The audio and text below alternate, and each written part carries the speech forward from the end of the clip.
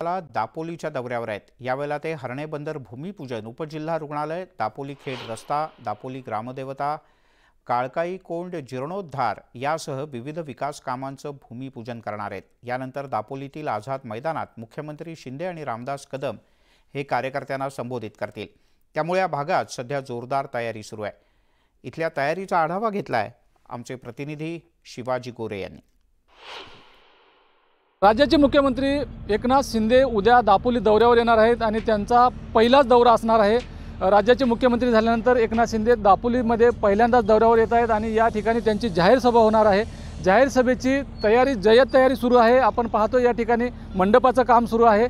दापोलीमध्ये सुमारे 400 कोटी रुपयाच्या विकास कामाचं भूमिपूजन सुद्धा त्यांच्या हस्ते होणार आहे।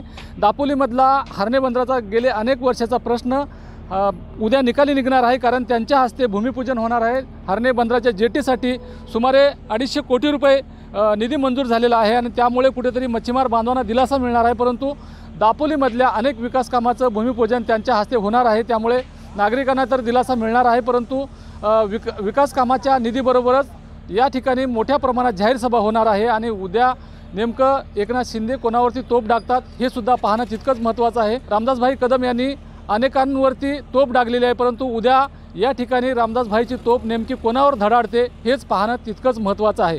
शिवाजी गोरे, न्यूज 18 लोकमत, दापोली, रत्नागिरी।